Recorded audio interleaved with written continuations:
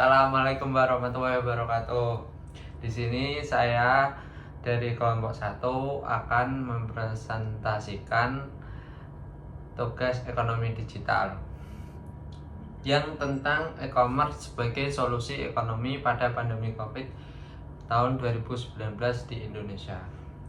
Ini tim kita, saya Nizarul Umam, saya Arsya, saya Dimas. Oke, langsung saja ke pendahuluan. Yang pertama yaitu pandemi Covid 2019 membawa perubahan besar pada perilaku ekonomi masyarakat. Pembatasan sosial membuat aktivitas yang sebelumnya dilakukan secara langsung beralih ke ruang digital.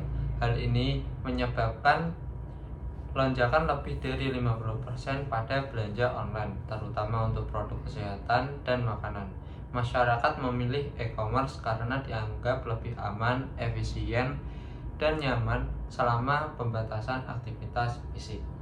Next, yang kedua ada peran e-commerce saat pandemi. Ketika sektor offline melemah karena penutupan toko dan pembatasan mobilitas, e-commerce justru menjadi penyelamatan roda ekonomi. Beberapa peran penting e-commerce pada masa pandemi yaitu yang pertama, menjadi penyelamat ekonomi saat sektor offline menurun. Yang kedua ada transaksi e-commerce meningkat hingga 26%. Terus yang ketiga muncul konsumen baru 50%. Yang keempat mendorong UMKM dan peluang kerja di sektor logistik. Next, slide selanjutnya akan dibacakan lagi Mas. Oke, selanjutnya perubahan perilaku konsumen. Pandemi membuat pola konsumsi masyarakat mengalami perubahan jangka panjang. Perubahan tersebut meliputi belanja online menjadi kebiasaan permanen bahkan setelah pandemi. Yang kedua, konsumen kini mengutamakan keamanan, efisiensi, dan kenyamanan.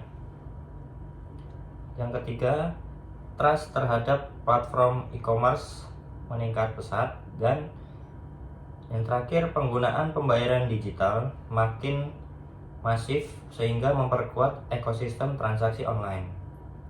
Perubahan ini menegaskan bahwa digitalisasi bukan hanya tren sesaat, tetapi kebutuhan baru masyarakat modern.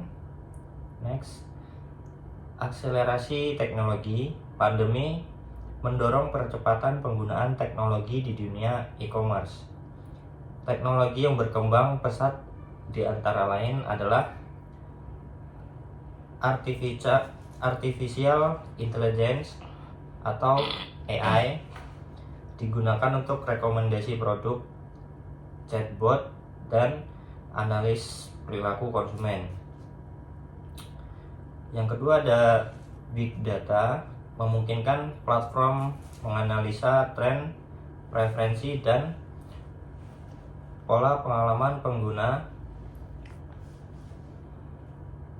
Dan yang ketiga ada otomatisasi logistik, mempercepat pengiriman dan pelacakan barang. Dan yang terakhir ada social commerce dan live shopping. Belanja melalui media sosial dan siaran langsung semakin populer dan efektif. Teknologi menjadi fondasi utama yang mendorong e-commerce semakin matang.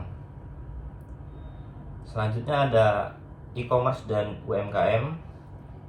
Pandemi merupakan tantangan besar bagi UMKM, tetapi sekaligus membuka peluang baru melalui digitalisasi. Manfaat e-commerce bagi UMKM. Yang pertama ada UMKM bisa bertahan karena dapat menjual tanpa harus membuka toko fisik. Dan yang kedua, biaya operasional lebih rendah dibanding toko offline. Yang ketiga, jangkauan pasar menjadi lebih luas, bahkan hingga keluar kota dan luar pulau.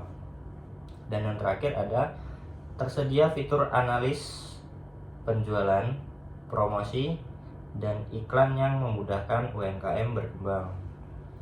Digitalisasi UMKM menjadi salah satu faktor paling penting dalam memperkuat ekonomi nasional. Dan selanjutnya dilanjutkan oleh Arsya. Oke, next.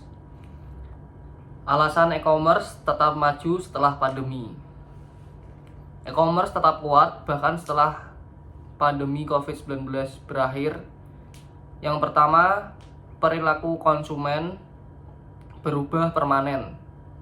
Yang kedua, ekosistem digital semakin matang, mulai dari pembayaran, logistik, hingga pemasaran.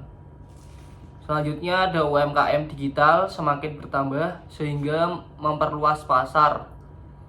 Dan yang keempat, dukungan pemerintah yang artinya berupa regulasi dan program digitalisasi.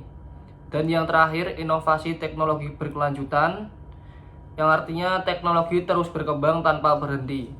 Ini menunjukkan bahwa e-commerce bukan sekedar tren pandemi, tetapi masa depan ekonomi Indonesia. Oke, selanjutnya kesimpulan dari materi ini. Yang pertama, e-commerce tumbuh pesat sejak pandemi. Yang kedua, perubahan perilaku konsumen menandakan transformasi digital yang bersifat permanen.